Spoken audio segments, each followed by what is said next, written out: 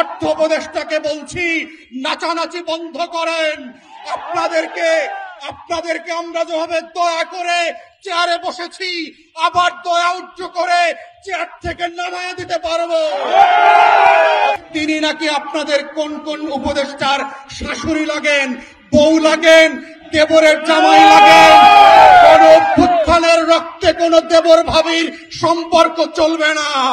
আমরা দেখলাম অন্তর্বর্তীকালীন সরকার একদল বাটপার লুটেরাদেরকে বিভিন্ন ব্যাংক থেকে এনে এক্সচেঞ্জে বসিয়ে প্রমাণ করেছে বাংলাদেশে যাদেরকে আমরা জুলাই আগস্টের গণ অভ্যুত্থানে রক্ত দিয়ে দয়া করে উপদেষ্টা বানিয়েছিলাম, তারা 33 লক্ষ পরিবারের বিরুদ্ধে যুদ্ধ ঘোষণা করেছে।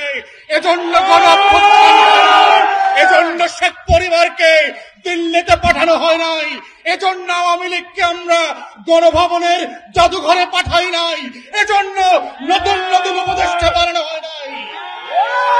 তাই অন্তর্বর্তীকালীন সরকারকে বলছি, যে এই রাশেদ মাকসুদের জায়গা হবার কথা ছিল জেলখানাতে, যে একের পর এক ব্যাংক লুট করে ব্যাংকগুলোকে তামা করে দিয়েছে। 33 লক্ষ মানুষের অভিভাবকত্বের দায়িত্ব এই ডাকাতের হাতে আপনারা কিভাবে তুলে দিলেন? এইটা কোনোভাবে গণমানুষের সিদ্ধান্ত হতে পারে না। তাই আজকে বলছি, বিল্ডিং এর ভিতরে যেই সকল কমিশনাররা অবৈধভাবে লুটপাটের চেয়ারে বসে মার্কেটের ডাকাতি করবার চক্রান্ত করে যাচ্ছেন দিনের পর দিন এবং মাসের পর মাস, আপনারা অবিলম্বে পদত্যাগ করবেন, ভদ্রভাবে করে দুদকের মামলায় পুলিশের কাছে আত্মসমর্পণ করবেন। লুটপাটকারীদেরকে পুনর্বাসন করার রাজনীতি বাংলাদেশে আর হতে দেওয়া যাবে না। তাই আমাদের বক্তব্য খুব পরিষ্কার, বাংলাদেশে পুঁজিবাজারে বিনিয়োগকারীদের পক্ষ থেকে বারবার যে যৌক্তিক দাবিগুলো করা হয়েছে, আমরা দেখতে পাচ্ছি অর্থ উপদেষ্টা এবং অন্যান্য বাণিজ্য উপদেষ্টা থেকে শুরু করে এগুলোকে ছেলে খেলার মোয়ার মতো করে নাচনি বুড়ির মতো করে খেলছেন। অর্থ উপদেষ্টাকে বলছি, নাচানাচি বন্ধ করেন। আপনাদেরকে আমরা যেভাবে দয়া করে চেয়ারে বসেছি, আবার দয়া উচ্চ করে চেয়ার থেকে নামিয়ে দিতে পারবো। আমরা খুব পরিষ্কার করে অন্তর্বর্তীকালীন সরকারকে বলছি, যেটা বারবার করে বলেছি, 33 লক্ষ পরিবার এবং বিনিয়োগকারীর পক্ষ থেকে আপনারা অবিলম্বে একটা স্বাধীন তদন্ত কমিশন করবেন। চোর ডাকাতদেরকে আত্মীয়তার সম্পর্কের ভিত্তিতে না, চুরির ভিত্তিতে জেলে পাঠাতে হবে, ডাকাতির ভিত্তিতে জেলে পাঠাতে হবে, দুদকের মামলার ভিত্তিতে জেলে পাঠাতে হবে, শত শত হাজার হাজার কোটি টাকা লুটপাটের ভিত্তিতে এই রাশেদ মাকসুদকে জেলে পাঠাতে হবে।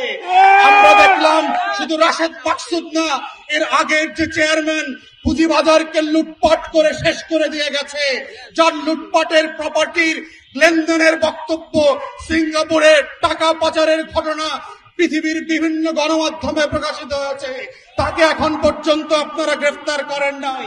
তিনি নাকি আপনাদের কোন কোন উপদেষ্টার শাশুড়ি লাগেন, বউ লাগেন, দেবরের জামাই লাগেন। কোন অভ্যুত্থানের রক্তে কোন দেবর ভাবির সম্পর্ক চলবে না।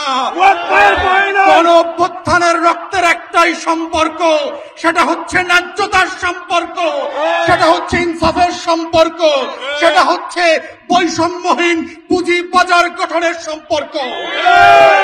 আমাদের বক্তব্য আমরা বারবার বলেছি, এই কমিশন করে আপনাদেরকে পুঁজিবাজার পরিচালনা পর্ষদের শুধুমাত্র কমিশন করলে হবে না, বিনিয়োগকারীদের প্রতিনিধি নিতে হবে।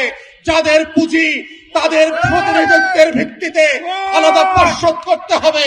কোন সিদ্ধান্ত বিনিয়োগকারীদের বাহিরে পরামর্শ করা ছাড়া সচিবালয়, গুলশান ক্লাব আর ঢাকা ক্লাবে বসে আপনারা সিদ্ধান্ত নেবেন, সেই সিদ্ধান্ত জনমানুষের সিদ্ধান্ত হবে না। তাই এই সিদ্ধান্তের প্রত্যেকটা স্তরে স্তরে পুঁজিবাজারে যারা বিনিয়োগকারী ভাই বোনরা আছেন, তাদের সাথে গণশুনানি করতে হবে। এই কমিশনকে পদচ্যুত করে নতুন যে কমিশন প্রস্তাব করবেন সেই কমিশনের সদস্যদের ব্যাপারে এই পুঁজিবাজারের বিনিয়োগকারীদের পরামর্শ নিতে হবে, তাদের আস্থা আছে কিনা সেই সকল ব্যক্তির ব্যাপারে। ঢাকা স্টক এক্সচেঞ্জ, আইসিবি, যাদের ব্যাপারে পুঁজিবাজারে বিনিয়োগকারীদের আস্থা নাই, এমন কোন ব্যক্তিদেরকে আমরা এই সকল চেয়ারে দেখতে চাই না এবং ভবিষ্যতে দেখা হবে না। যদি আপনারা সত্যিই পুঁজিবাজার সংস্কার টাস্কফোর্স করে থাকেন, এই টাস্কফোর্সে পটপটদের নাম দেখতে পাচ্ছি কেন? যারা বিভিন্ন ভাবে ফোর্স সেল করছে, লুটপাট করে দাম বাড়ায় এবং কমায়, সেই সকল ব্যক্তিদেরকে দিয়ে সংস্কারের নাটক আমাদেরকে দেখাবেন না।